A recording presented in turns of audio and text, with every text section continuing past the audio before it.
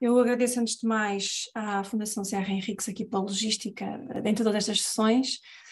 Sem a Fundação teríamos muita dificuldade em conseguir este feito.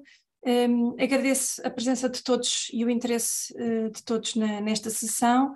Tem sido um sucesso, de facto, estas sessões. Já vamos na sexta. E queria também dizer que a Associação tem a intenção de manter esta iniciativa no ano que vem.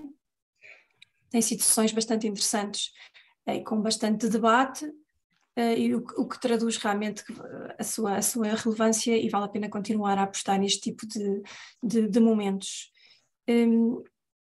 Esta é, portanto, como disse, a sexta sessão deste ano, desta edição de 2022 das Quartas Urbanistas Pensar o Urbanismo, prevendo-se ainda a realização de mais duas até final do ano. O orador convidado de hoje é o engenheiro João Belar Correia.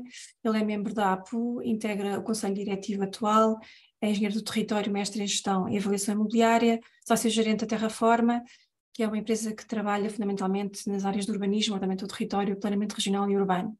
Portanto, coordena atualmente, imagino que diversos planos, talvez programas, não sei, mas pronto, planos em geral. O tema, como todos sabem, são as unidades de execução, elementos materiais e operativos. Esta sessão terá uma duração máxima de cerca de 90 minutos, em que teremos uma apresentação até 20, 25 minutos, e depois todo o restante tempo será para debate. Em relação ao debate, agradeço que coloquem as mãos no ar virtualmente, ou aqueles que não quiserem falar, eventualmente poderão escrever as questões aqui no chat que está disponível, e passava já a palavra ao João. Obrigada. Obrigada, Ruth. Boa tarde a todos.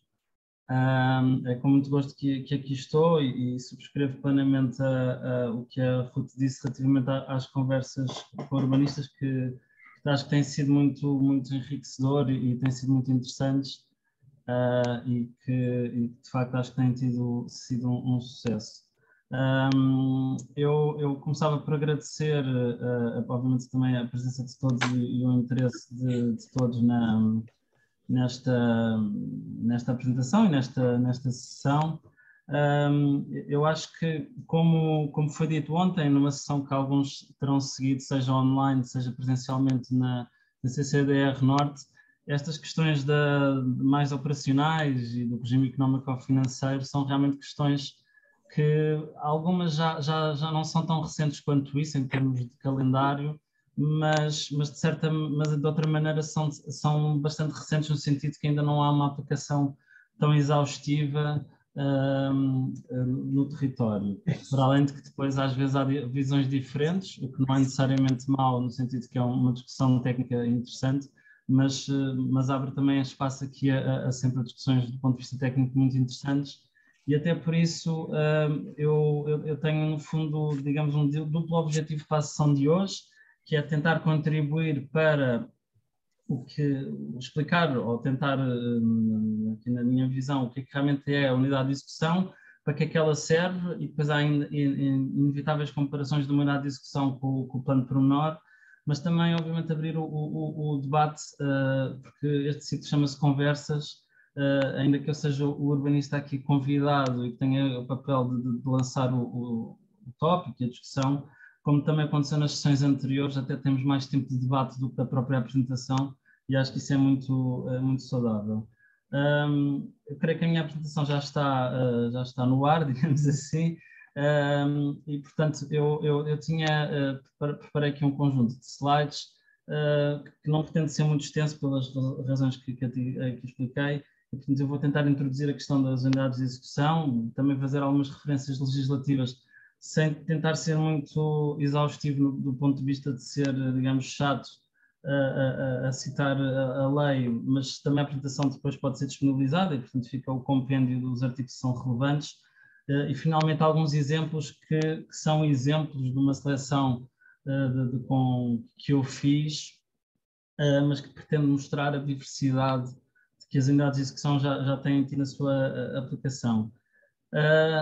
Eu sou das pessoas que acham que as unidades de execução são uma boa ferramenta para o ordenamento do território, para o urbanismo, e portanto, é uma ferramenta que, face ao que está descrito na lei, como veremos a seguir, tem uma certa flexibilidade que eu acho que tem vantagens bastante óbvias.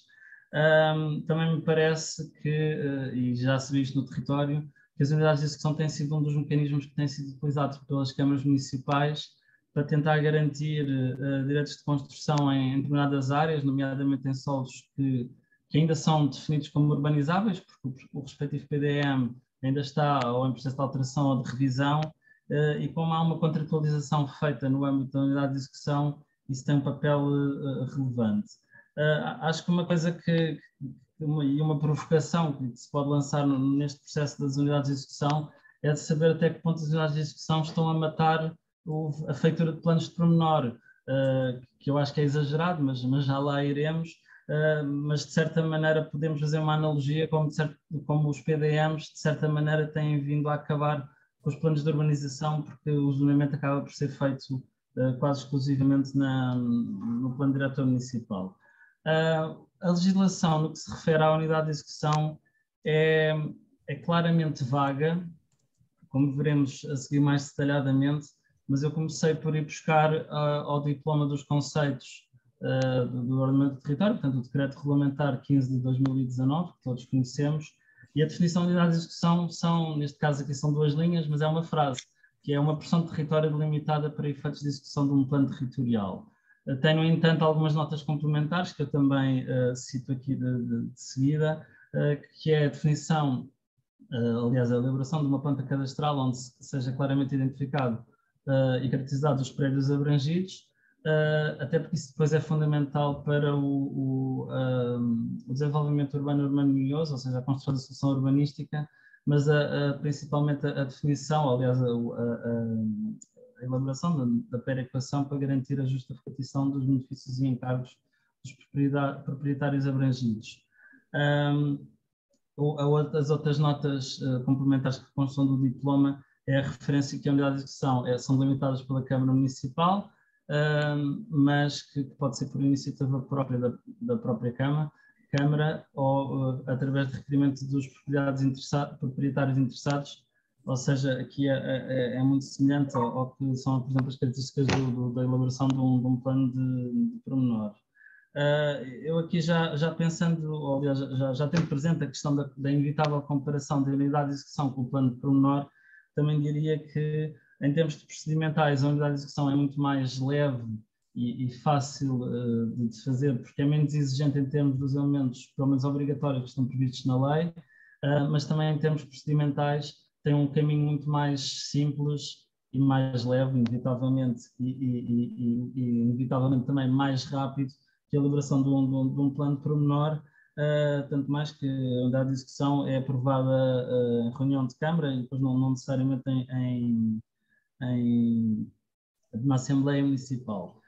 Também havia aqui uma nota que eu gostava de fazer, que é, como depois veremos também um pouco a seguir, as unidades de execução podem e normalmente dão sequência ao que está definido nas unidades operativas de planeamento e gestão, que são uma figura, como também era dito ontem, na ação da CCDR Norte, que é uma figura que tem também sido amplamente discutida e que também tem evoluído muito ao longo do tempo, como ela tem sido abordada. E, de facto, só dando 2 exemplos um bocado contrastados, há PDMs, como estou-me a lembrar do de Oeiras, do de Cascais, aqui na zona de Lisboa, em que há aquelas mega UOPGs que, no fundo, subdividem o concelho em 4, 5, 6 grandes áreas, e depois há PDMs que fazem uma abordagem das UOPGs serem já o preâmbulo de uma delimitação de uma eventual unidade de execução, e que, no fundo, são áreas mais restritas do concelho. Eu estou-me a lembrar, assim, o PDM que eu me lembro que tinha isto de uma maneira mais exaustiva, que tinha cerca de 100 unidades operativas de planeamento e gestão, era o PDM de Viseu, que entretanto está em processo de alteração, mas que creio que mantém uma parte dessa filosofia.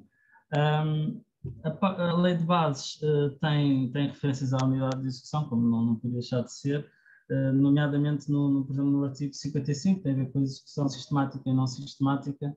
É claramente referido que a execução sistemática dos planos pode envolver as unidades de execução execução, porque é aliás a natureza da execução sistemática. Há depois também referências, que aliás são as mais abundantes na lei de base no que toca às unidades de execução, que é no que toca à redistribuição de benefícios e encargos, e que vem, no fundo, como também nos planos territoriais, nomeadamente o plano de pormenor, mas não só, que vem, portanto, referir a necessidade dela existir, e aqui há realmente a referência direta às unidades de execução, nomeadamente naquele número 3, tendo por base as unidades operativas de planeamento e gestão, portanto as UOPGs, como nós as tratamos mais no dia-a-dia, como anteriormente referi. Ainda neste artigo, portanto, o número 5 fala da questão da distribuição dos benefícios e encargos, que já referi anteriormente, e o número 7 fala de algo que não é obviamente exclusivo das unidades de execução, mas que eu gostava de enfatizar, que é nos mecanismos de distribuição dos encargos e benefícios abranger também custos que não tenham só necessariamente a ver com a questão da infraestruturação ou da edificação, seja ligados ao património, à valorização da biodiversidade e da proteção dos ecossistemas. Isto por si só é só um tema, mas era uma referência que eu também queria deixar aqui. Passando para o regime jurídico dos instrumentos de gestão territorial, mais conhecido pelo REGIT, antes de falar expressamente das unidades de execução, eu recordava só, de uma maneira sucinta, porque não é uma lista hiper detalhada, o que é um conteúdo de um plano de pormenor, que inclui, como bem sabemos, um relatório, que explica a proposta, o regulamento, a planta de implantação e planta de condicionantes, que são as plantas mais relevantes do plano, mas depois há todas as outras plantas que têm a ver com as infraestruturas, com a estrutura ecológica, o que for relevante. Pode haver relatório ambiental ou não, consoante o plano em si, se cumpre os critérios para ter ou não ter relatório ambiental, mas depois também o programa de execução e o modelo de distribuição de benefícios e encargos. Aqui uma das grandes diferenças entre o plano de pormenor e a unidade de execução é que a unidade de execução não vai poder alterar o PDM ou até o plano de pormenor, enquanto o plano de pormenor tem essa faculdade e está previsto na lei, e isso acho que é uma das diferenças que me parece mais importante destacar. Por outro lado, e até há pouco tempo, o plano de pormenor é que permitia reclassificar o solo, mas no que toca à unidade de execução, neste momento há em determinadas situações a unidade de execução pode reclassificar o solo, como veremos adiante, o que vai reforçar, às tantas, é mais uma valência relevante das unidades de execução nas ferramentas disponíveis na gestão municipal para planear o território. E é exatamente essa alteração que é relativamente recente, ou seja, tem 1 ano e meio, o que foi através do Decreto-Lei 25 de 2021, que eu aqui pus neste slide, que no fundo é em situações em que seja contigo no solo urbano uma área para atividades económicas, aqui é descrito de uma maneira um bocadinho diferente, ou seja, de natureza industrial, armazenagem, logística e dos respectivos serviços de apoio. Se isto for encostado a um perímetro urbano, e no fundo é uma expansão ou uma elaboração de uma zona industrial, seja ela mais ou menos formal, é possível fazer essa reclassificação do solo através da unidade de execução, sendo que isso depois também tem que ser articulado com a necessária alteração ao plano diretor municipal. Eu creio que esta ideia acabou por nascer na região onde isto seria mais provável acontecer, que é a região norte, ou seja, onde há mais dinâmica económica e, neste caso, de atividades económicas, e se calhar não por acaso, pelo menos do que eu tenho conhecimento, há um processo em curso que já recorre a esta figura no município de Felgueiras. Continuando, portanto, ainda aqui uma breve referência ainda da lei de base, tem a ver, portanto, com a igualdade de tratamento, mas isto é transversal, não só à unidade de execução, mas também ao plano de pormenor. No REGIT, as referências à unidade de execução acabam por depois estar principalmente na parte da execução dos planos e na parte dos sistemas de execução. E como é referido claramente no número 2, portanto, a execução dos planos é feita através das unidades, ou no âmbito das unidades de execução. Também importa destacar o que está aqui neste número 3, nomeadamente na linha B, que, portanto, que a execução do plano pode ser feita através das operações urbanísticas, daquelas, dos loteamentos e outras operações que no sentido mais clássico, e já ao abrigo do regime jurídico de urbanização e edificação, mas também através da delimitação das unidades de execução, se se revelar impossível ou desnecessário à luz dos objetivos delineados pelo próprio plano.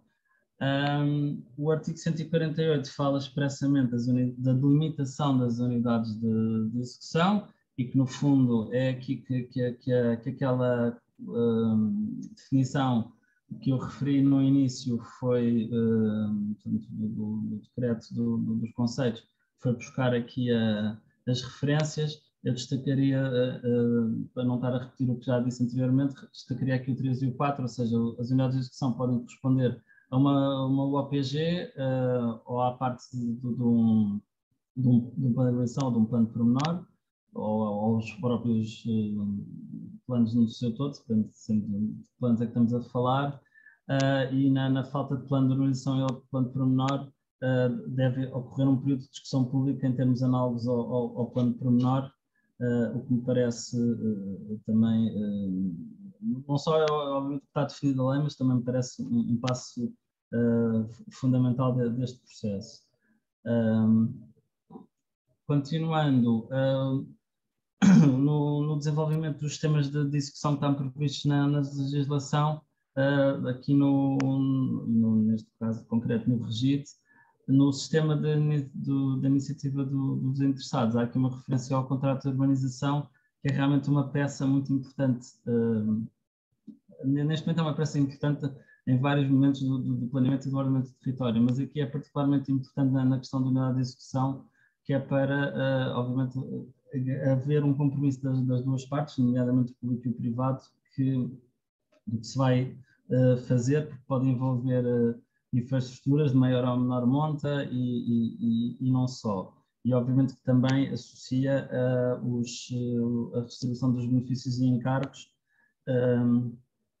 Isto é particularmente relevante quando são vários proprietários envolvidos e há situações onde o cadastro é tão, digamos, espartilhado que é realmente fundamental, sendo certo que, obviamente, a complexidade do processo. Há também a referência da questão do fundo de compensação, que pode ser criado para executar a unidade de execução e que tem estes objetivos que estão aqui plasmados. E que é gerido pela própria Câmara Municipal. Passando aqui para a parte dos exemplos, eu gostaria só de fazer aqui uma brevíssima introdução para dizer que as unidades de execução, a figura já tem alguns anos e portanto, ainda que tenham sido mais intensamente utilizada nos últimos anos, eu acho que há neste momento unidades de execução para todos os gostos, tamanhos e feitios e com abordagens bastante diferentes. O que é bastante interessante como exercício ver o que tem sido feito um pouco por todo o país. E como de facto as exigências da lei não são muito, como é que eu dizer, não são muito detalhadas ou muito longas nas exigências dos elementos que têm sido elaborados, das câmaras com que eu tenho trabalhado a nível de unidades de execução, portanto já tenho processos, que é os próximos dois que eu vou ilustrar, em que foi pedido um detalhe imenso em várias peças, pelas características do que estávamos a falar, como há situações onde não era preciso tanto detalhe, porque o caso em concreto não era obrigatório, ou aliás, não exigia do ponto de vista urbanístico. Também diria que, e não, pronto, dado o tempo limitado que temos hoje, eu não vou conseguir entrar nesse detalhe, mas há situações onde realmente há um enorme detalhe nas contas e nos cálculos da perequação e mecanismos bastante com alguma complexidade, como há unidades de execução onde foi feita uma avaliação urbanística de cada parcela, o que me parece princípio muito bom, aliás o caso desta primeira unidade que vamos ver, e depois há unidades de execução que têm já um enorme detalhe na arquitetura e em muitos dos casos faz todo o sentido porque já é uma unidade de execução bastante detalhada e outras nem tanto, sendo que, como vamos ver num dos exemplos, as câmaras estão a utilizar esta ferramenta das unidades de execução para fazer, para assegurar, digamos assim, o solo urbanizável que ainda está nos seus PDMs. Só para concluir esta introdução, em termos de áreas, há também situações muito diversas. Esta unidade que vamos ver a seguir tem menos de 2 hectares e há outras que têm dezenas de hectares. Também aí há muita variedade. E pronto, eu de facto já tenho coordenado e trabalhado em várias unidades de execução, mas há um pouco por todo o país já há uma quantidade razoável de unidades de execução que foram elaboradas e há, aliás, municípios que já têm dezenas de unidades de execução elaboradas e outros que ainda estão a desbravar caminho, mas também tem muito a ver com como é o Estado e o detalhe dos próprios planos diretores municipais. Há planos diretores municipais neste país que ainda são de 94 e 95 e de certa maneira não estão preparados para receber ou para acomodar as unidades de execução e há outros que são muito mais recentes em que já se foram claramente pensados para que isso fosse uma ferramenta a ser utilizada. Passando então aos exemplos concretos, isto é um caso em Viseu que ainda está em elaboração, mas que me pareceu relevante mostrar, porque é uma área relativamente pequena, ou aliás, bastante pequena, quando comparamos com os que vamos ver a seguir, mas que o grande objetivo era realmente promover a reabilitação e a regeneração urbana. Estamos a falar de um triângulo na zona centro de Viseu. Quem conhece bem Viseu reconhecerá que esta estrada maior aqui do lado direito é a estrada de circunvalação, mas é um território que tem edificação, mas tem uma parte que não está ocupada e, portanto, há aqui a preocupação de reabilitar uma boa parte do existente, mas também prever aqui uma nova via e regenerar este quarteirão que está a poucos minutos do centro histórico. Em termos de conteúdo, foi elaborado um relatório que explica toda a proposta e que tem depois várias subcomponentes, incluindo depois também a avaliação imobiliária que eu falava há bocado. Também houve aqui uma grande preocupação até da identificação das espécies arbóreas. E depois há, obviamente, plantas mais, digamos, mais clássicas, como a situação existente. Mas há a planta de implantação, a planta principal que depois da minha proposta. Neste caso também fazia sentido a planta das demolições, tal como a definição do domínio público municipal, porque se ia definir ou se está a propor aqui uma nova via. Há o que se chama alteração parcelária, mas no fundo é a planta cadastral, com a definição do novo cadastro, e depois diversos cortes e perfis, porque aqui a questão especificamente da vista para a sede de Viseu é particularmente importante no PDM e depois os traçados das diversas infraestruturas. Outro exemplo que tivemos mais envolvidos, e este já está aprovado e publicado, foi uma unidade de execução no concelho do Seixal, numa área que era uma antiga fábrica de explosivos e, portanto, tem um passivo ambiental que importa resolver, e esta que tem mais de 40 hectares. Sendo que isto já estava previsto uma UOPG no PDM, porque o PDM do Seixal é mais recente e já estava preparado. No caso de Viseu também já existia a UOPG. Mas aqui o que se pretende é principalmente a regeneração urbana e que a ocupação depois seja para as atividades económicas. Nesse sentido, há também a planta da situação existente, falando do relatório que obviamente explica toda a proposta. A situação cadastral aqui era um pouco mais simples do que no caso de Viseu, porque em Viseu eram cerca de 17 ou 18 prédios, apesar de ser só 2 hectares, mas aqui a propriedade é apenas de um proprietário. No caso do Seixal, como noutras câmaras, fazem também parte das peças, no fundo, dos extratos do PDM, o que ajuda também a fazer a ligação do que está no PDM para a unidade de execução. E depois há uma proposta esquemática, no fundo foi o primeiro passo para chegar à proposta, o zonamento, que é o que estamos aqui a ver, e a própria definição de cedências, e depois foi elaborado e assinado o contrato de urbanização. Aqui temos um exemplo em Lisboa, para quem conhece Lisboa, a sul do Palácio da Ajuda. É um quarteirão que tem uma parte que está claramente edificada e outra que está expectante, e portanto aqui procurou-se consolidar, ou seja, há uma parte consolidada e outra a consolidar, são um pouco mais de 4 hectares, mas este processo já envolve um imenso detalhe, já como fosse um projeto de arquitetura e com preocupações diversas que me pareceram bastante interessantes. Pronto, além dos tratos do PDM e do cadastro, a solução urbanística divide-se depois em variedíssimas plantas e com muitas visualizações e da proposta. Também houve uma preocupação de como é que isto se enquadra nos quarteirões circundantes, e depois, neste caso específico, como aliás tem acontecido noutros pontos de Lisboa, a preocupação do estudo de impacto visual da proposta. Depois, aqui outro exemplo que é um bocado diferente destes anteriores que estivemos a ver, mas que me parece interessante por ter outra abordagem, que é a unidade de execução na zona norte nascente da cidade de Loulé, com quase 10 hectares, e que no fundo vem definir um novo eixo viário, que era importante para a gestão da rede viária da cidade, mas também o definir o que é que se podia fazer naquele solo urbanizável, que na imagem da direita se vê melhor, que é aquela cor, por acaso mistura um pouco com a cor da fotografia aérea, mas que no fundo aquela cor mais de terracota, e também promover o reparcelamento. Portanto, nesse sentido, foi feito o programa da operação urbanística, a solução urbanística base também foi feita, e a administração e o cadastro, mas que no fundo aqui juntou-se a parte do, digamos, solo urbanizável à parte do reparcelamento, mas também da questão do eixo viário estruturante.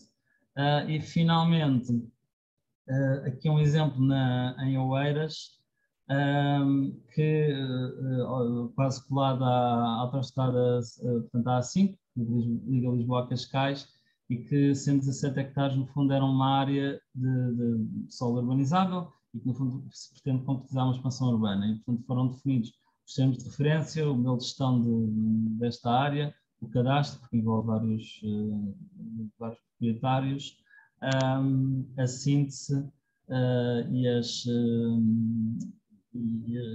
assistências também estavam previstas. E portanto, era estes slides, esta apresentação / introdução à discussão que eu queria fazer. Podíamos realmente estar aqui a ver muito mais unidades de execução, depois há sites de câmaras que têm mais ou menos informação, há algumas que são mais difíceis de obter, as coisas que até já estão aprovadas, infelizmente, mas isto pareceu-me, ou tentei fazer aqui um cardápio de exemplos que fosse útil para ilustrar aquilo que diferente foi sendo feito, e pronto. Muito obrigado. Não deixes partilhar o ecrã, porque eu penso que ainda é possível termos necessidade de voltar a algumas dessas imagens. Eu ainda não tenho aqui candidaturas para falar, por isso, como já tinha pensado um pouco nisto, queria-te fazer uma pergunta que é: parece-me que estas várias, portanto, tu reforçaste muito aqui a questão da diversidade de situações, de áreas, mesmo a parte dos conteúdos. Se calhar podemos falar também um bocadinho mais nos conteúdos, nos teus conteúdos, no fundo, nas peças que em lado nenhum estão definidas, mas por analogia com o PP acabam por definir. Queria focar aqui a questão do enquadramento. Porquê que é necessário, ou porquê que foi necessário fazer estas unidades de execução diversas? Pareceu-me que há umas que são obrigação do PDM, há outras que são iniciativa do município porque envolvem vários proprietários e, portanto, é no fundo para isso que elas servem, para conseguir redesenhar uma zona e fazer a fundo a perequação, mas depois também referiste aqui uma que era só de um proprietário, e eu pergunto-te porquê é que fizeram uma unidade de execução numa zona só de um proprietário. Percebeste a minha questão? Sim, sim. Até começando por esse que era só um proprietário, esse é o perfeito exemplo de uma coisa que estava prevista no PDM, ou seja, a UOPG tinha como programa ser elaborado uma unidade de execução e até tinha definido, como é normal nas OPGs, o programa do que é que devia ser tratado na unidade de execução. E obviamente que depois cada caso é um caso, mas muitas das vezes, e nos PDMs mais recentes, está claramente previsto que deve ser executado através da unidade de execução, outras vezes tem alternativas, mas muitas vezes até só tem unidade de execução. Mas uma das razões pelas quais algumas das câmaras optam por este caminho é realmente a questão da celeridade. Por exemplo, no caso do Seixal, a unidade de execução foi feita ao mesmo tempo que está a acontecer o processo de alteração do PDM, ou seja, na questão de perceber o que é que pode assumir como compromissos e o que é que são coisas que devem ser consideradas em proposta de ordenamento, para além dos PIPs, dos loteamentos, das operações, estas unidades, e não foi só esta que foi elaborada, foram várias que foram elaboradas, ainda hoje foi publicada outra, portanto, a questão da contabilização é muito importante. Enquanto pensas o que é que vais dizer, eu falava só aqui, perguntava-te mais, naquela que é na ajuda, o nível de detalhe, e mais uma vez estamos a falar do conteúdo material, neste caso da unidade de execução, o nível de detalhe que tu referiste, que chegava a muito próximo de um projeto de arquitetura, se tem alguma coisa a ver com o processo de aprovação pela Câmara ou pela DGPC, porque o urbanismo é encostado ao Palácio e, portanto, também tem a ver com isso, com quem vai validar, é isso? Quem foi validar, neste caso? Eu confesso que no processo da ajuda não foi um trabalho feito pela Terraforma. Aliás, eu fiz questão de que os exemplos que estava a ilustrar não fossem só da Terraforma, até para mostrar as diferentes abordagens, não só no território, mas das próprias equipas técnicas. Como aquilo foi um processo que foi coordenado pelo ateliê do Gonçalo Birne, acho que parte da resposta pode ter a ver de ser um gabinete de arquitetura e que faz muitos projetos, que teve essa preocupação. Mas eu acho que, tentando generalizar para as outras situações, eu acho que há realmente câmaras que são mais ou menos exigentes no conteúdo material, portanto, isso é uma questão. E a outra também tem a ver com os casos em concreto. Eu acho que ali era muito importante, já vendo de fora, ter algum detalhe do que é que se ia propor ali, para ficar claro o que é que neste caso o privado estava a propor implantar ali, e por isso é que depois os 3Ds e as visualizações que são muito úteis e que são já bastante comuns, são muito úteis a mostrar esse detalhe. Muito bem. Bom, eu passava a palavra ao primeiro inscrito, que é o engenheiro Manuel Miranda, que está com a mão no ar. Força. Boa tarde a todos. Ora bem, pegava nestas questões que têm sido, que já agora se começaram a debater no concreto, apontando uma questão que me parece que provavelmente é consensual, mas que às vezes convém recapitular. As unidades de execução, como o próprio nome indica, destinam-se a executar o plano. E como tal, efetivamente, o João teve o cuidado de referir isso. Na unidade de execução, a gente não é legítimo, na unidade de execução, introduzir planeamento inovador. O que é que eu quero dizer com isto? Planeamento que altere as regras do plano em vigor que se aplica naquela área. Obviamente que a unidade de execução pode trazer elementos novos de planeamento, porque se fizer desenho, isto também é planeamento, mas é meramente os elementos que traz a unidade de execução é de concretização das regras que se aplicam lá no plano. E esta é uma grande diferença para a questão do plano pormenor, como o João assinalou.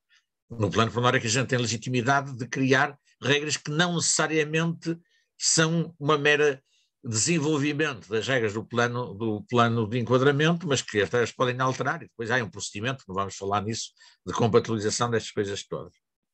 E esta questão a lei não quer dizer, não é muito expressa, explícita, não diz as coisas expressamente, mas parece-me que aponta efetivamente no sentido, reparem, a unidade de execução, precisamente porque é um desenho da parte urbanística, se traduz num desenho que não tenha força do plano, como é que se tem uma garantia de que ela se concretiza?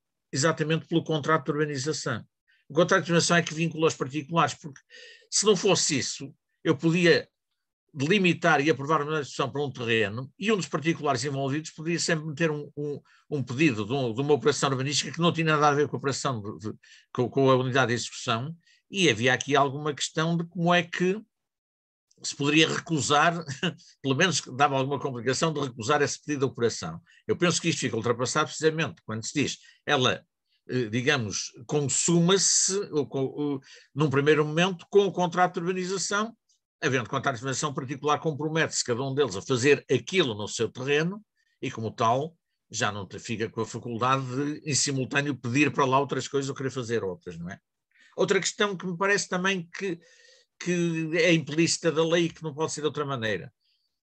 Há parte do contrato de urbanização que, no fundo, é o compromisso, mas quais são os instrumentos, digamos, operativos porque ela se concretiza? E eu acho que é sempre por operações urbanísticas das previstas no REJOE. Porque mesmo quando a execução se materializa por reparcelamento, o reparcelamento pelo REJOE é uma operação de loteamento. E como tal, efetivamente, ela tem que se traduzir. E agora depende muito das circunstâncias. Em alguns casos tem que ser uma operação de reparcelamento que abrange todos os intervenientes, mas pode haver situações onde, da configuração que se desenvolve na discussão, pode haver alguns terrenos que podem ter desenvolvimentos autónomos por operações urbanísticas avulsas, obras de construção ou o que seja, e todas as situações intermédias. Isto é que me parece que era importante a unidade de discussão, que no fundo concretiza as regras do plano que está em vigor, mas realmente tem ali uma situação intermédia, porque, em alguns casos, ela pode se limitar, entre aspas, a estruturar o terreno abrangido pela unidade de execução e a identificar quais são as operações urbanísticas que permitem concretizar isso. E essas operações podem ser muito variadas. Eu penso que se não houver um reparcelamento estrito, nada impede que a unidade de execução depois ponha para vários terrenos e isto agora desenvolve por um loteamento que, respeitando esta estrutura básica que eu aqui defino, o loteamento tem depois liberdade de concretizar, meter mais ruas, etc., fazer novos espaços públicos e o que seja, e, portanto, fazer isso. Para concluir, e pegando na questão concreta que a Ruth levantou e da observação do caso onde a gestão tem só um proprietário, efetivamente, o artigo 148 diz que elas são delimitadas de modo a assegurar o desenvolvimento urbano harmonioso e a justa repartição de benefícios e encargos. Eu penso que do ponto de vista inteiramente urbanístico, e sem prejuízo, e ontem o José António Lameiras dizia que não gosta nada desta expressão, eu também não, o desenvolvimento urbano harmonioso, mas sabendo nós o que efetivamente se pretenderá dizer com isto, eu acho que este é o critério fundamental das unidades de execução. Porque, principalmente agora, com as unidades de execução que já incidem no urbano, que já não é o urbano, a maior parte dos casos já não é um solo totalmente bruto para urbanizar, mas são, digamos, operações de reconversão, de concretização, de complemento do que falta fazer, muitas vezes não será possível pôr aí uma justa repartição de benefícios e encargos no próprio aproveitamento da situação, ou seja, esta perequação vai ter que ser feita por mecanismos indiretos. E não parece que esse seja o objetivo fundamental. Eu acho que o fundamental da discussão é, pega-se num pedaço do território, esse pedaço tem que ter uma coerência de articulação com o envolvente e coerência interna, ou seja, o tal desenvolvimento urbano harmonioso. E então, neste sentido, nada impede que uma unidade de execução seja um terreno só de um proprietário, porque ela não se destina necessariamente a articular interesses e o que vários proprietários querem fazer, mas ela destina-se fundamentalmente a criar o desenvolvimento urbano harmonioso daquele pedaço de terreno. Obviamente, se for só um proprietário, não há perequações entre os proprietários, por definição, e aí, obviamente, que a operação mais complicada que ela se pode desenvolver é uma operação de loteamento feita pelo próprio, não é? Mas, basicamente, eu penso que isto, pelo menos é o meu entendimento que sempre tive, ou que fui desenvolvendo, do enquadramento das unidades de execução. Ou seja, a execução não é um instrumento, não é uma operação urbanística, nem é um plano, no sentido clássico do plano, mas é um elemento intermédio que se traduz, tem que se traduzir em operações urbanísticas. É só isto. Obrigadíssimo. Muito bem, obrigada. Passar a palavra à doutora Teresa Craveiro. Teresa, estás sem som. Estás sem som, Teresa. Isso. Agora já ouço, já ouvem. Já. Olá, boa tarde a todos. Boa tarde. Todas. Portanto, eu era apenas para sinalizar que, apesar, no caso de Lisboa, muitas vezes, principalmente na Assembleia Municipal, é muito criticada a banalização das unidades de execução porque não vão à Assembleia. No entanto, como falou há bocado, exatamente porque há o inquérito público, eu penso que cobre essa questão. Aquilo que está para mim claro, e neste momento até de uma análise que fiz há pouco tempo de toda a legislação das AUGIs, já em Lisboa neste momento há planos para AUGIs que estão a ser convertidas por unidades de execução e não por planos pormenor. Portanto, há aqui uma particularidade que me parece que vale a pena olhar, até por se calhar ser mais breve. Quanto para responder à questão da ajuda, tendo o BIRN já trabalhado num plano pormenor nos anos 90, é óbvio que ele neste momento foi para uma solução de desenho urbano, atendendo até à importância de toda a zona e à complementaridade do próprio palácio. Podia não o ter feito, mas fê-lo. E quanto a mim, apesar de haver uma grande, enfim, discussão, mesmo com as populações, das consequências da unidade de execução, apesar de que eu acho que ele trabalhou com os parceiros todos e trabalhou bem, claro que alguns serão mudados, ele foi para o desenho, que não é mau, para no fundo termos uma transparência do que é a figura e do que é a articulação com o Palácio da Ajuda. Portanto, esta questão, quando há bocado o Miranda colocava que não é operação urbanística nem plano, eu acho que aqui estamos face a um documento, para mim, claramente às vezes estratégia, que pode ir um bocadinho mais para a frente do que a operação urbanística. E, portanto, eu vejo uma grande virtualidade, desde que haja discussão pública, que é o que acontece na maioria das vezes. Portanto, parece-me que, de facto, é um potencial, porque se calhar os planos pormenor são muito mais complicados e mais pesados. O que eu acho é que, às vezes, a banalização da unidade de execução, no caso de Lisboa, não sei se comprometeu todos os proprietários.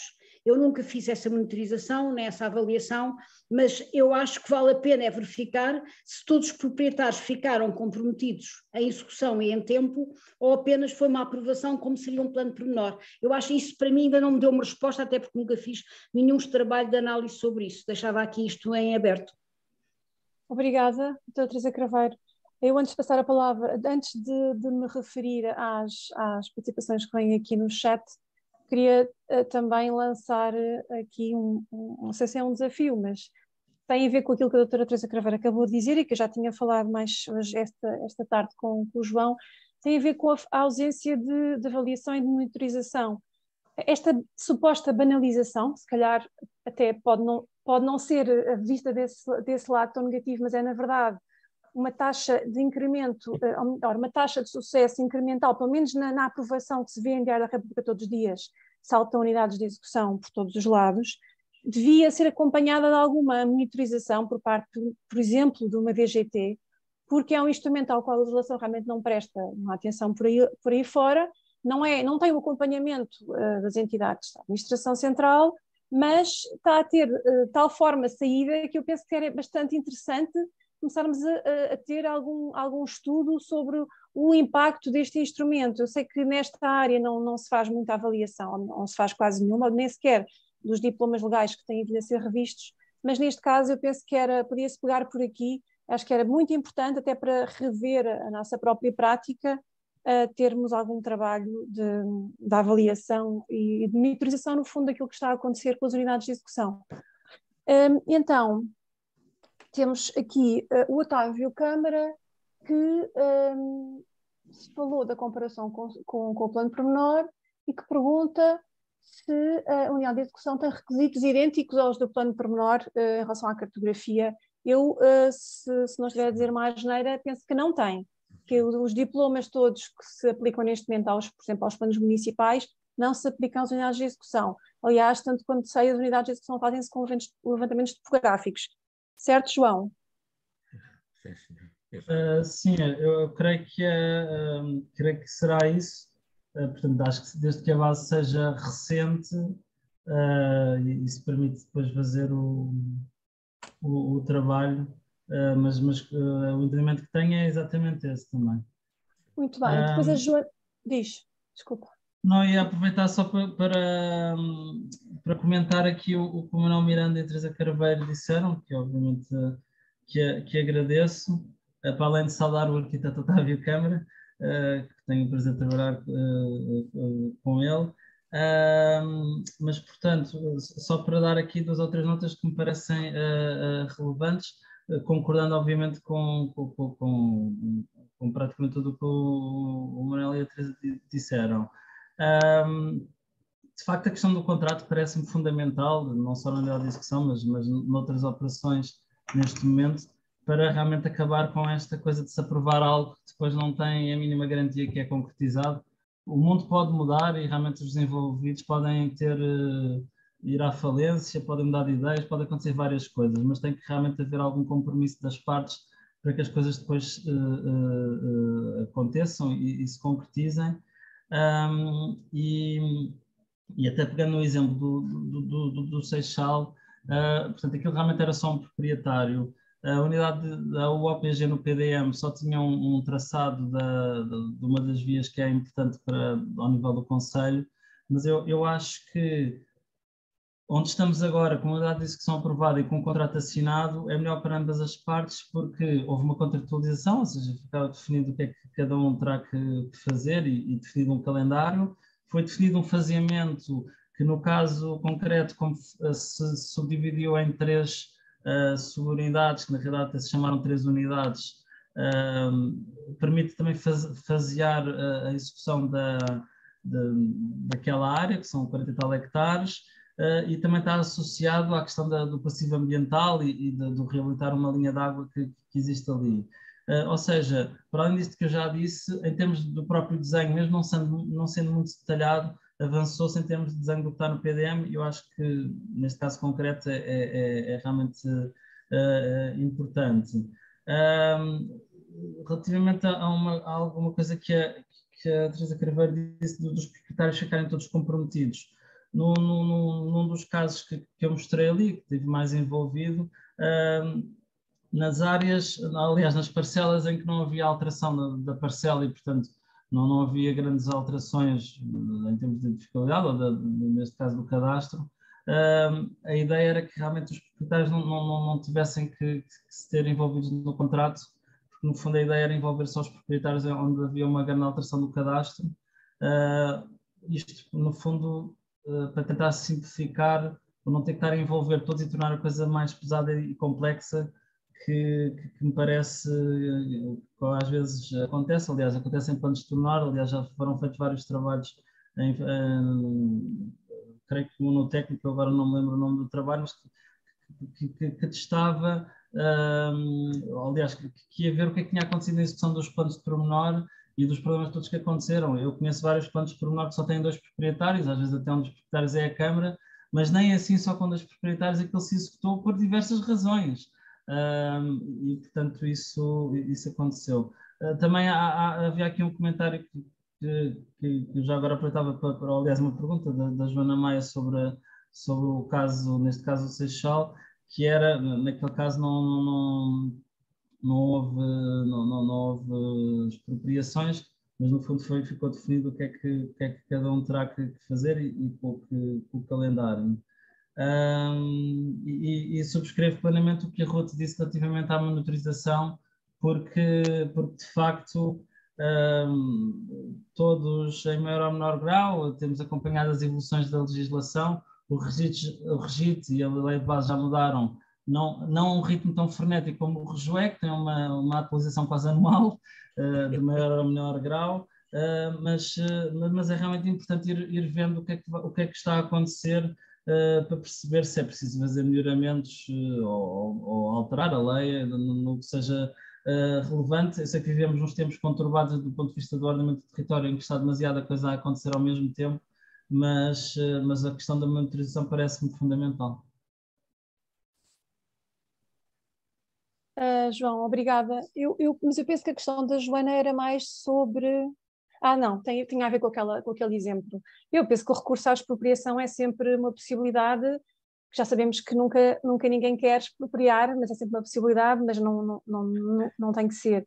Em relação à segunda questão, ela pergunta se as unidades que mostraste recorreram ao sistema de cooperação. Pronto, dos casos que eu conheço melhor,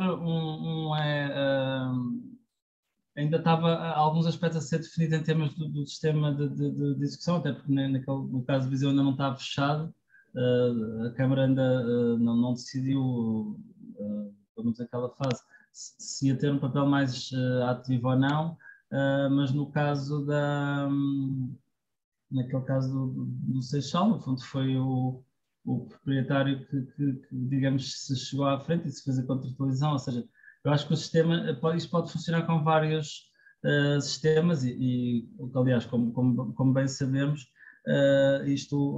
a execução, nomeadamente dos planos pormenor, pode realmente usar os vários sistemas, e eu estou-me a lembrar do caso que também foi falar naquela sessão de ontem na CCDR do Norte.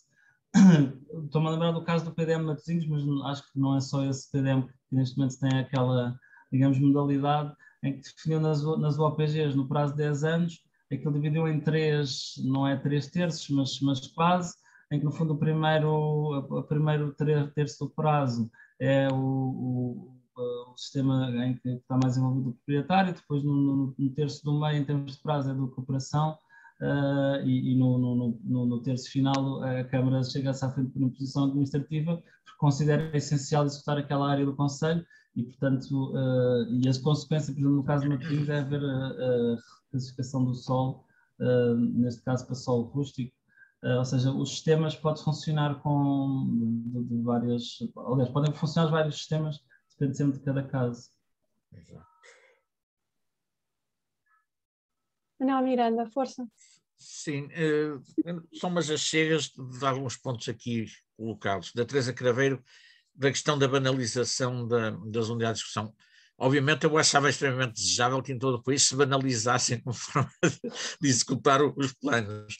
Agora, a questão, porque elas podem se banalizar ultrapassando os problemas que podem ser levantados por não irem à Assembleia. Para já, nada impede a Câmara Municipal de, feita a discussão pública, e concordo com a Teresa, o fundamental é terem discussão pública, e aí os deputados municipais que estão interessados também vão à discussão pública, vão ver o que se passa e podem participar, mas nada impede a qualquer Câmara Municipal de levar, sem estar a isso obrigada, a unidade de discussão à Assembleia Municipal.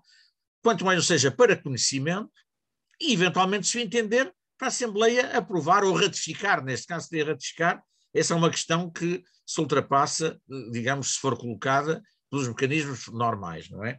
Agora, a questão da monitorização era importantíssima para haver uma boa monitorização de se facilmente aceder às unidades de execução que vão sendo limitadas. A lei é completamente omissa nisso, mas deveria apontar no sentido, já não digo publicadas em Diário da República nem nada disso, mas deveriam ser obrigatoriamente publicitadas no site de cada município, a partir do momento em que são aprovadas. Porque isso, e com os elementos mínimos de caracterização, obviamente. Isto era uma coisa que penso que era aquelas sugestões cirúrgicas, de alterações cirúrgicas que se poderia fazer a quem de direito, no sentido de até para a questão, não é só uma questão de transparência, obviamente que é importante, mas a questão que a Ruth punha, para podermos todos ter conhecimento disto, ver o que se está a fazer e afinarmos os nossos próprios entendimentos, corrigi-los e desenvolvê-los, não é? Terceiro ponto, ponho isto só para a reflexão, porque é uma coisa que tenho andado a pensar, que é a questão da vinculação da solução urbanística, que efetivamente, de acordo com a lei, ela só se consegue pelo contrato de urbanização, e aí consegue-se com todas as limitações que tem o contrato, mas é uma contratualização. Mas há uma forma de eventualmente, que se poderia estudar, que era as componentes de estruturação urbanística, que no âmbito do estudo da unidade de execução se pretende que sejam fixas, nada impede o município de esses elementos os aprovar mediante uma discussão pública, pode ser a mesma ou outra, como formalmente a via jurídica é a alteração do plano que enquadra a unidade de execução, PDM ou PU, mas que na realidade, do ponto de vista do conteúdo material, era um aditamento, ou seja, pela figura da alteração do plano, aditava-se ao plano que enquadra a UE a estruturação urbanística com o grau de pormenor que se entendesse da área abrangida pela unidade de execução. A partir desse momento, isso torna-se plano público e essa estruturação urbanística, esses elementos são vinculativos particulares. E se a unidade de execução acabar por não se concretizar porque os particulares existiram ou o que seja, esse esses elementos passam a ser parte do planeamento e são vinculativos. Isto é uma questão que punha à discussão, não é para discutirmos hoje, mas a pensarem nisso. Um último ponto só, com a questão da execução. Eu acho que a nossa legislação aponta, os sistemas de execução aponta para uma situação que é talvez a mais complicada, mas que nem sempre acontece, que é a unidade de execução vai-se fazer toda através de uma operação única que envolve toda a gente, normalmente será um reparcelamento. Mas nada impede que nada de acontecer em unidade de execução onde, efetivamente, parte ou todas as operações possam ser feitas autonomamente pelos proprietários individualmente ou agrupados ou isso. E nessa altura, se for tudo feito em bloco, obviamente que a lógica da lei é claríssima. Primeiro momento, a primeira hipótese, eles associam-se e dirigem todos eles o procedimento. Segundo, a Câmara associa-se não apenas para lançar a questão, mas para a dinamizar. E terceira, há um bloqueamento. Se aquilo tem que ser feito em conjunto, basta que um bloqueie e a única hipótese é a imposição administrativa para fazer a discussão toda. Mas se tivermos a situação onde parte dos proprietários, pelo menos, ou alguns, possam fazer operações em separado, então aí, eventualmente, pode haver um proprietário que não alinha, mas o resto da discussão pode-se fazer. E então aí a imposição administrativa deveria ser só para esse. Ou seja, o que eu preconizo é que o sistema devia ser muito mais como é em Espanha, que eles em Espanha, mais do que sistemas, têm modalidades de execução. E estes três aspectos são uma modalidade, ou seja, o município vai chegando à frente ou porque quer a iniciativa ou porque começam a surgir impasses e utiliza os instrumentos mais fracos ou menos fortes e mais fortes conforme também a natureza do impasse e incidindo sobre aqueles que criam um impasse. Quer dizer, numa situação onde pode haver várias operações autónomas para conversar a unidade de execução, não tem muito sentido que aqueles proprietários que concordam plenamente e vão fazer, se lhes vai pôr uma imposição administrativa para eles fazerem aquilo com que já concordavam.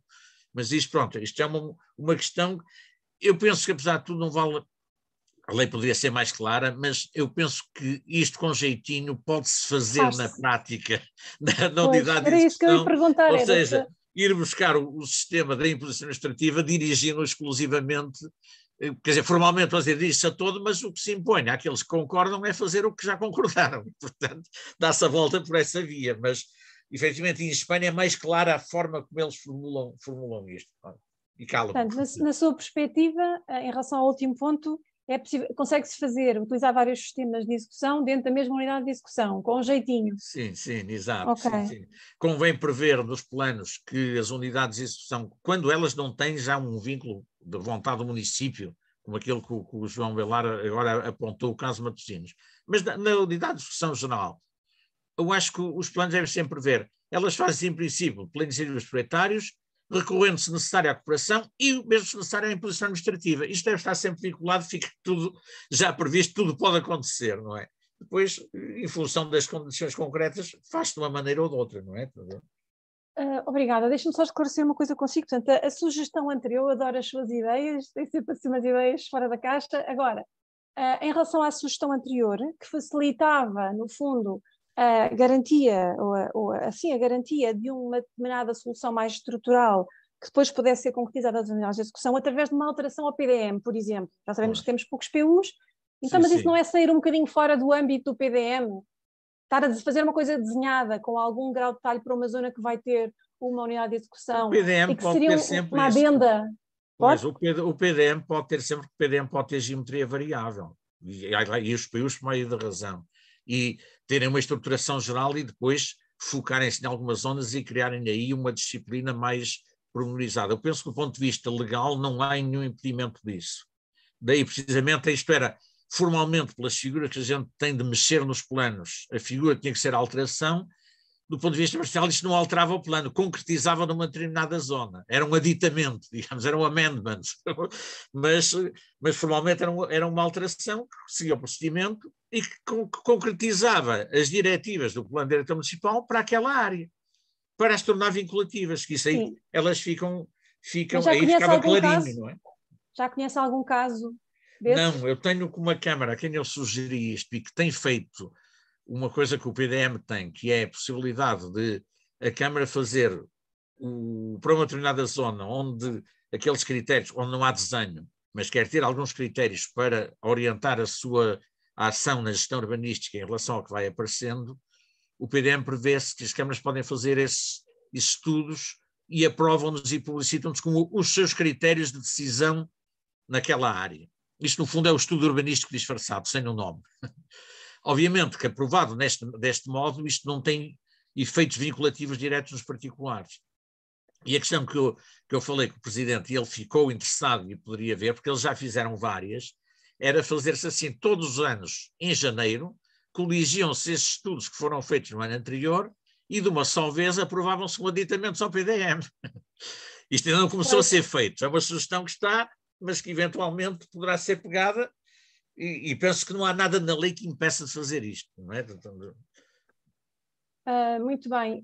Antes de passar a palavra à Ana Queiroz do Val, eu penso que surgiu aqui uma questão do António Ferreira, com as letras a seguir, que não consigo perceber, que eu penso que é anterior à mão da Ana Queiroz do Val, por isso eu vou ler: a Associação de Proprietários com a Câmara para a conclusão de unidades de execução resume-se ao contrato de urbanização, cria-se alguma entidade gestora para a execução da obra e quem não pode ou quer associar-se é substituído pela Câmara. Eu pergunto ao João ou à Manuel Miranda se querem responder, não estar sempre a falar. João, vejo já. Eu diria que depende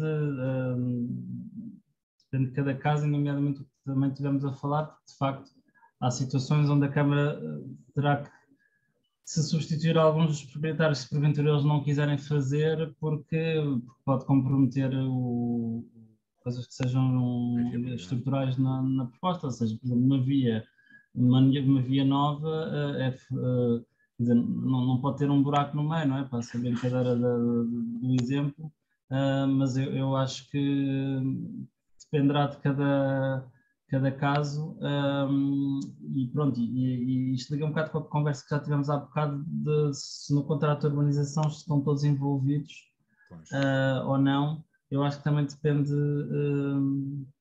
e do ponto de vista jurídico acho que isso é possível, não necessariamente estarem todos envolvidos, até para não complexificar mais a solução em alguns aspectos.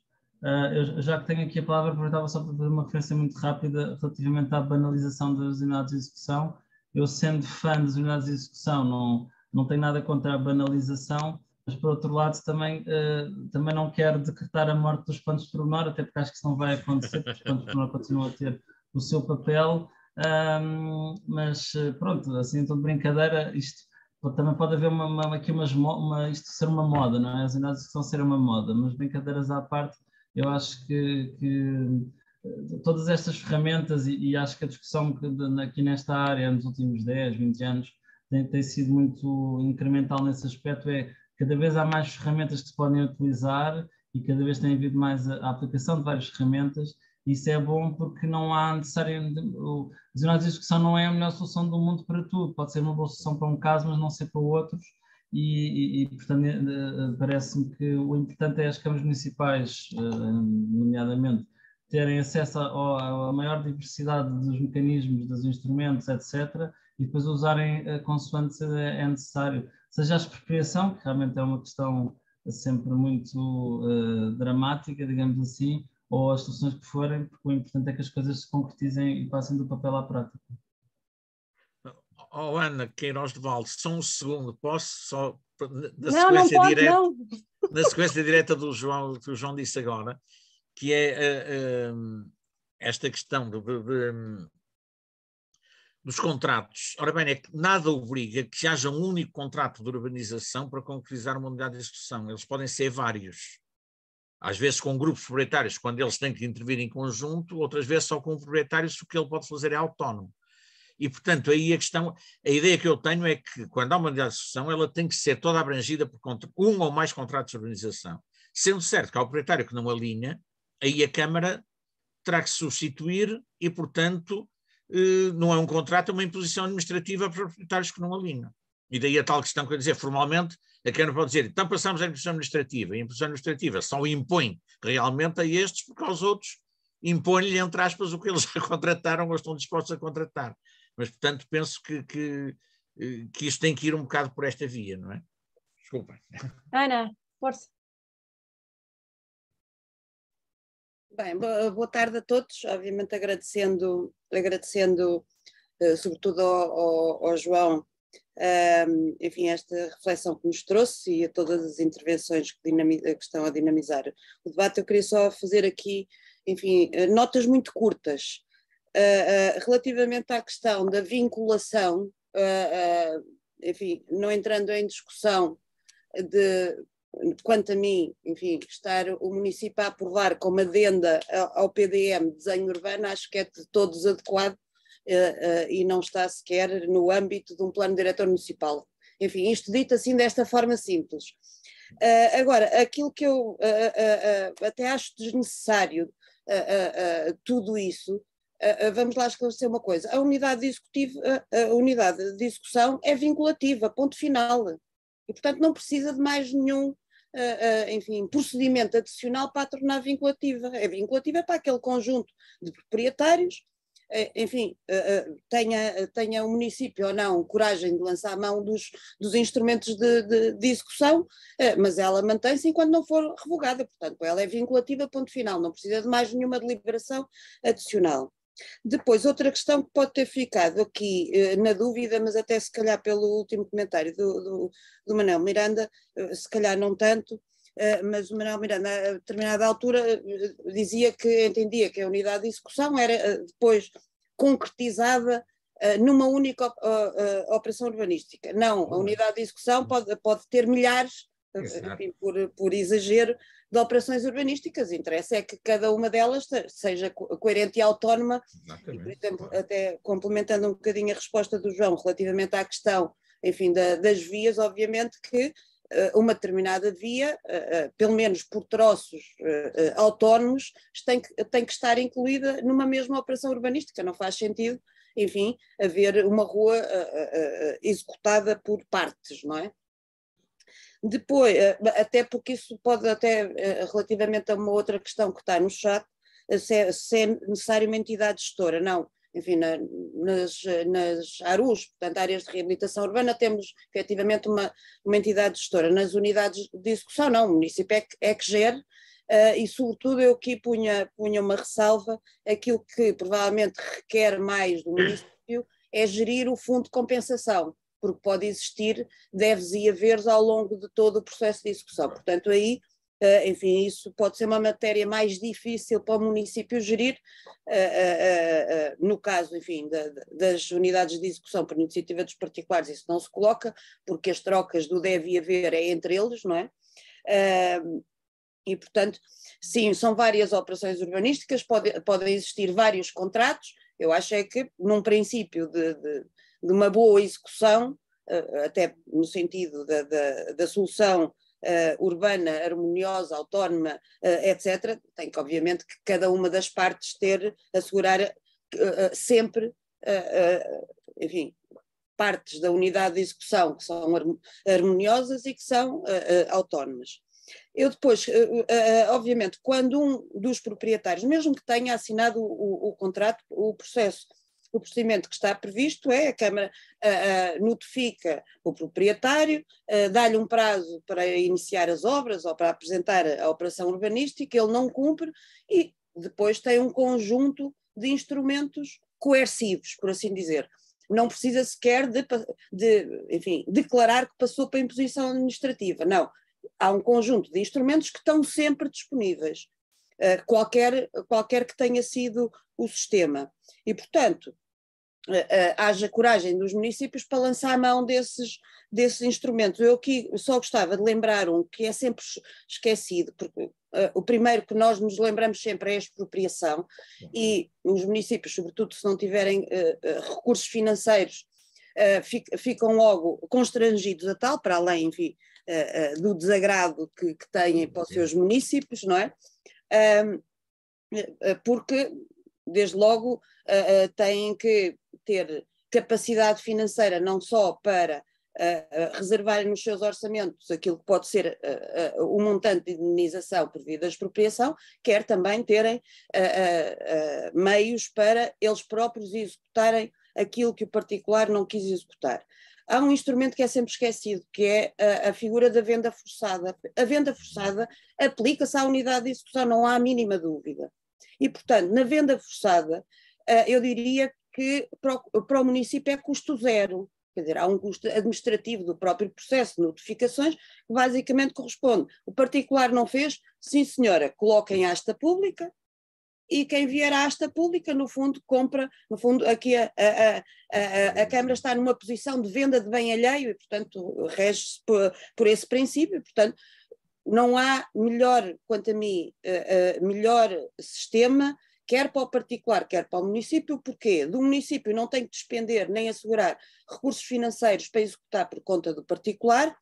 Para o particular, não há maior garantia de que o preço que obtém é o valor de mercado e certamente é muito mais cedo do que se colocar, se formos para um processo expropriativo e discussão em tribunal do valor da indemnização. Portanto, gostava sempre de lembrar esta figura da venda forçada, porque, obviamente, quem se apresenta à asta pública compra na condição de cumprir tudo aquilo que o particular não cumpriu. Portanto, é nesse pressuposto, e se falhar, lá voltará outra vez ao mesmo sistema, não é?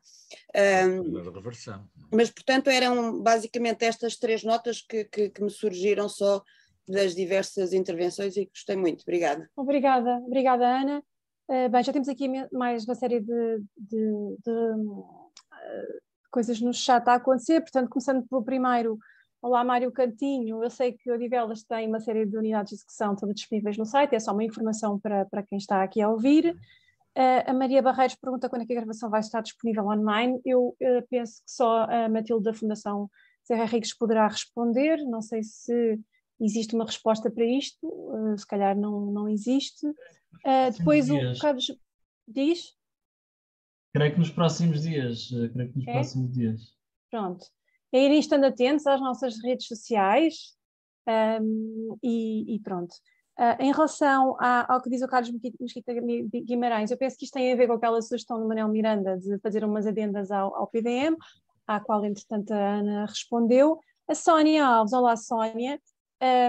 A Sónia sempre preocupada com as questões da habitação e bem, pergunta qual é a vossa experiência relativamente à captura da parte de mais-valias urbanísticas para a provisão de cotas de habitação social e ou acessível. Pois isto é uma pergunta interessante, não sei até que ponto é que conseguimos enquadrar isto aqui no tema das unidades de execução. Quem quer responder? João? Eu posso dizer umas coisas. Estava só aqui a pôr no chat o link do canal do YouTube da Associação, onde já estão alguns vídeos e há de estar este a seu tempo. Relativamente às questões da habitação, de facto é uma questão muito pertinente, mas que há uma boa parte disto que se aplica tanto nas unidades de execução como em todas as outras componentes, ou seja, no plano de diretor municipal, no plano pormenor, etc. E as preocupações que peço desculpa, que a Sónia tem expressado em diferentes sedes e artigos, algumas delas até são referências que eu também fui consultar quando fiz a tese de mestrado, que no fundo era a viabilidade económico-financeira de um plano pormenor, mas que tem a ver com como é que realmente se podem capturar as mais-valias urbanísticas, e nomeadamente na questão da habitação social ou acessível. Eu nem vou entrar na discussão do que é a habitação acessível, porque isso é toda uma discussão que não se esgota numa hora e meia, tanto mais que, já fazendo um bocado a ponto para o que é possível dizer muito sucintamente, eu acho que uma das questões é, vamos supor que isso é negociado com uma contrapartida, mas depois essa habitação fica na propriedade, naquele caso, do município ou não.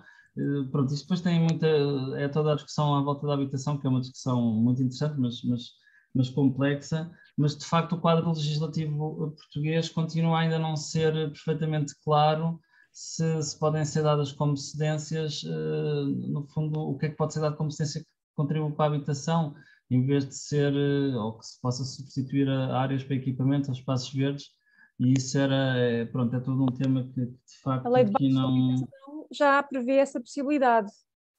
não é? Mas, A lei mas de base depois da os outros habitação. diplomas ainda não estão articulados. Mas só para concluir, e até usando as ditas referências do caso inglês, o que eles, numa tradução livre, o que eles definiram como as obrigações para planeamento, era uma coisa que eu acho que devia claramente estar prevista em algumas dessas operações, nomeadamente as maiores de dimensão, e que realmente consiga contribuir para que haja, seja habitação social ou custos controlados ou acessível. Depois há aqui várias modalidades, umas mais bem definidas do que outras, mas pronto, para não alongar e não dispersar o tema Pois, sobre isto, vamos dizer assim, João, vamos prometer à Sónia que esta questão da habitação e dos planos municipais tem que ser um dos temas numa das conversas no ano que Próximo vem. ano. Parece-vos bem? Sim, Eu senhor. acho que há eu aqui muito para subscrevo, eu falar. subscrevo. Também, eu Cartas também municipais de subscrevo. habitação e pronto. Sónia, peço desculpa, não temos alguma resposta um bocadinho mais desenvolvida, mas vamos ter que continuar a falar sobre isto noutro âmbito. A última questão que aparece aqui, que é um tema muito interessante, que eu por acaso também tinha pensado trazer, mas temos aqui a doutora Teresa Caveira para falar, é, afinal, com esta abundância e a banalização, a proliferação de unidades de execução, quando é que ainda vale a pena fazer planos pormenor e em que circunstâncias? Eu penso que sim, não vamos fazer aos PPs o que fizemos aos PUs. Agora, realmente são enquadramentos diferentes, são objetivos diferentes, não vamos fazer planos pormenor quando queremos alterar o PDM. Portanto, isso é o que acontece, mas quer dizer, não posso dizer que essa seja uma motivação, mas queria também ouvir-vos. Manel Miranda, desafio a falar muito rapidamente o que é que pensa sobre isto. Opa, 2 pontos rápidos. Este mesmo, quando a unidade de execução e quando recorrer a PP. Eu penso que aí o critério tem que ser do ponto de vista urbanístico. Ou seja, a gente deve recorrer à unidade de, ou pode recorrer à unidade de execução se tem só o PDM, naqueles casos onde o desenvolvimento urbanístico é correto, sem precisarmos do enquadramento de um PP. Ou seja, naquelas situações onde se consegue o bom desenvolvimento urbanístico em aplicação direta do PDM, acho que é perfeitamente legítimo do ponto de vista técnico, digamos, concretizá-lo através de unidades de execução. Em áreas ou situações onde, efetivamente, o enquadramento do PDM não é o suficiente para que a concretização concreta no terreno do plano ela se faça de maneira correta, aí é que teremos que entrar com o PU ou com o PP e, portanto, esta é a situação ideal, não é? E não irmos à unidade de execução porque é uma maneira mais expedita do que o PP. Ou seja, aquilo precisaria do PP, mas como é muito complicado, não precisa de unidade de execução. Basicamente é isso. Quanto à questão anterior das mais-valias, efetivamente a gente tem isto muito pouco desenvolvido, mas há uma questão que é esta, é que a mais-valia que é revertida, ou a parte da mais-valia que, de acordo com o plano, reverte para fins coletivos, para o município, nada impede que ela pode ser paga em dinheiro, mas pode ser paga em espécie. E se o município tiver regulamentado quais são os valores que correspondem ou a cedências de áreas para pôr habitação social, que é cedências de áreas ao município para impor, ou em obrigações de criar habitação a custos controlados, isso tudo, o que é preciso é ter regulamentado as equivalências de valores. Mas, feito isso, nada impede que a mais-valia que reverte para o município seja paga em espécie por essa via. É uma questão de regulamentação, mesmo não havendo mais enquadramento legal, que era muito bom que houvesse, não é? Só um ponto agora em relação à Ana Queiroz do Val. Eu estou aqui a ver uma questão e, infelizmente, concordo perfeitamente com ela, mas de acordo com o registro da venda forçada, só se pode aplicar a imóveis necessários a operações de ordenação e reabilitação urbana, quando os proprietários não querem fazer, ao edifício em ruína ou sem condições de habitabilidade, bem como a parcelas de terrenos resultantes da sua demolição. O registro está muito claro, só aqui é que se pode aplicar a venda forçada. Infelizmente, porque eu concordo perfeitamente com o que diz a Ana, que é como deveria ser, mas estamos aqui muito limitados. Bom, muito obrigada. Eu passo a palavra à doutora Teresa Craveiro, sem antes, não queria deixar de dizer que não podemos esperar pela regulamentação da Lei de Base da Habitação, que ela, pelos vistos, não está prevista para breve, temos que trabalhar com aquilo que temos e, portanto, esta questão se as cedências podem ser também dirigidas à habitação, penso que é uma matéria para trabalharmos de futuro. Doutora Teresa Craveiro. Está aí? Teresa? Parece que não está. Pois. Ruth, eu já agora aproveitava só para também comentar esta questão do quando usar a unidade de execução em vez do plano pormenor. Pronto, é muito difícil generalizar a resposta, porque depende realmente de variedíssimas razões, nomeadamente da questão urbanística, como dizia o Manuel Miranda, mas pronto, há logo uma primeira questão que é se o próprio PDM o permite, porque os PDMs mais antigos estão ainda um bocado, podem estar em preto e branco, passa a brincadeira, não estão ainda sequer um bocado preparados para isso e portanto pode-se levantar essa questão se é possível ou não.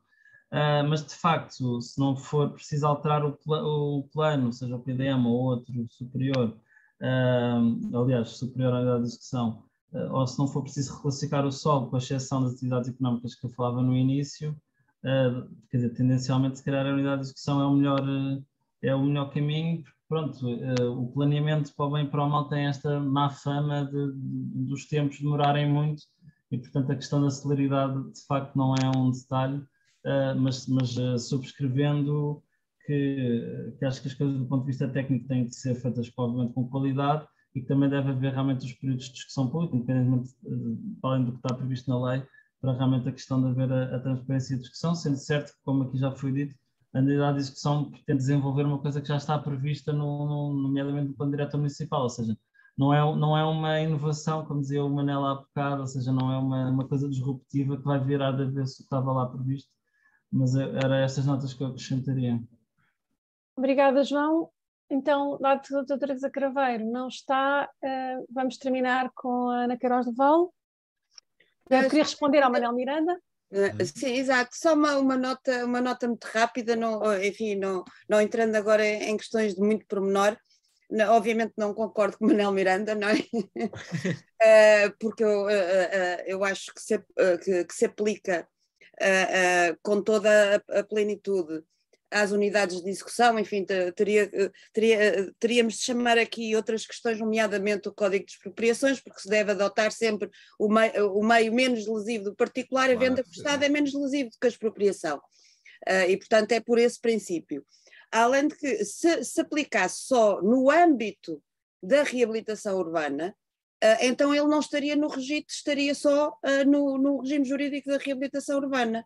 Nem faria sentido que, porque nós temos é que ver que, no fundo, todo este elenco de instrumentos são instrumentos de execução dos planos. E, portanto, e que são executados através de unidades de execução. Portanto, é até por esta lógica. E, portanto, é só para dizer que há muito largueza para utilizar a venda forçada, assim os municípios queiram, mas eu, aliás, enfim, já agora, a jeito de comentário final, a mim não me preocupa tanto o conteúdo dos documentos que suportam a aprovação ou a delimitação das unidades de execução. A mim preocupa-me o que é que as câmaras estão a fazer depois disso, porque me parece que, enfim, parece-me, e estou no completo domínio do achismo, não é? Portanto, faço essa ressalva, mas acho que os municípios não fazem mais nada para além disso. E, portanto, não estão imbuídas do espírito de execução do plano, estão a utilizar um instrumento de execução para dar enquadramento a coisas que provavelmente não podem dar sem ter a unidade de execução. E, portanto, desilude-me um bocadinho nesse sentido de engajamento, por assim dizer, dos municípios relativamente às unidades de execução, apesar de estarmos, de facto, num período em que elas proliferam todos os dias, não é? Pois, por isso é que seria importante... Deixe-me só dar aqui um acréscimo. Esta questão que a Ana agora colocou e o entendimento que ela tem de uma aplicação mais alargada de venda forçada, eu fico extremamente confortável com isso, até porque a Ana é jurista. E, portanto, eu estava aqui a dizer a leitura que o leigo faz, de que está ali, efetivamente, o registro vai mais além da regeneração urbana. Que a Fernanda Paula já me desafiou a escrever um artigo sobre isso, eu é que ainda não tive tempo, pode ser que para o ano escrevo. Para ver se fica um bocadinho mais consolidado. O registro vai um bocadinho além da regeneração urbana, porque a linha B tem uma coisa que não é regeneração urbana, que são os edifícios em ruínas, demolições. Mas, de qualquer dos modos, eu folgo muito e com o conforto de uma arquiteta e jurista, pá, acho muito bem e fico extremamente confortado que a venda forçada se possa utilizar de uma maneira mais ampla do que aquilo que está estritamente ali. Pá, não deixarei de tentar utilizar isso sempre que for possível. Muito bem, então passava então a palavra ao Dr. Caseiro Carvalho, que já voltou. Está sem som? Desligado, Teresa. Eu era apenas para, enfim, retificar que eu acho que quando temos diversos instrumentos temos que os utilizar com criatividade. Eu, de facto, o meu medo, e como falta monitorização, e acho que nós, como Associação dos Urbanistas, temos que forçar a Direção-Geral do Ordenamento, e eu até propunha, cada vez que houvesse uma sessão destas, nós fizéssemos uma síntese de recomendações, porque de facto aqui eu penso um pouco como a Ana Queiroz do Val, que é estar-se a usar muitas vezes para suprir dificuldades de execução ou de desenho ou de tramitação, e não por aquilo que pode ser mais pertinente ou não de usar como instrumento. E é isso que eu acho que não está clarificado. E, portanto, valeria a pena nós tentarmos, e isso verifica-se em várias áreas, que a monitorização da Direção-Geral do Ordenamento efetuada com universidades era fundamental para se perceber, porque eu tenho dúvidas que as unidades de execução, depois de aprovadas, apenas resolvam algumas questões de execução e não funcionem na complementação e na concretização. Está esse trabalho para fazer e daí também poder perceber-se o que é que os RIOTs podiam trazer de essa avaliação. Por exemplo, Lisboa está a fazer o seu RIOT agora. Espero que venha trazer a avaliação de tanta proliferação de unidades de execução que se fizeram. Não estou aqui com juízo de valor, mas quer perceber efetivamente o seu grau de finalização. Relativamente, só para ficar, a questão do regulamento das espécies, foram desde 2009 tantas vezes a Câmara de Lisboa, desde o PLH, desde vários instrumentos, aprovou fazer taxação de percentagem de fogos para a renda não acessível, mas para uma questão social, e veio-se depois a dizer aquilo que já o Miranda disse, que falta o regulamento. Ou seja, sem o regulamento não é possível concretizar essa aquisição em espécie de fogos. Portanto, esse é o problema, foi muito claro no último mandato, mesmo na Assembleia Municipal, não conseguimos concretizar isso que queríamos, que eram as percentagens de fogos para, em algumas zonas, exatamente em planos que existiam, porque não havia regulamento. Portanto, há aqui uma necessidade de regulamentar para podermos efetivamente ir para a percentagem que até já está delineada várias vezes no caso de Lisboa, a percentagem que deveria de haver, só que nunca se conseguiu concretizar. É isso mesmo. Muitas recomendações que saem. Ruth, deixa-me só pôr desta questão, voltando à questão de quando é correto ou que se deve aplicar a unidade de execução ou não. Eu diria que, no fundo, muitas vezes esta questão se devia usar a unidade de execução ou não, ou devia haver plano pormenor, tem muito a ver com aquela situação de que se generalizadamente está-se a gerir o território só com PDM e os territórios urbanos. E isto não é correto, acho eu, e penso que é uma opinião consensual. Ou seja, efetivamente, a questão está aí. É onde gerir o território com o PDM é sempre uma questão manca, não é a unidade de execução que vai resolver. Claro, e, portanto, claro, a questão está mesmo aí. E é uma coisa que temos que ultrapassar, passada esta fase agora destas revisões e disto, de uma vez por todas, a gente tem que, de uma maneira, seja qual for a maneira, o urbano minimamente complexo e de dimensão, não é o urbano do pequeno aglomerado e tal, tem que ter instrumentos de gestão, de planeamento que não sejam PDM. Até porque isto acontece é que os PDMs agora são semi-PUs nas áreas urbanas.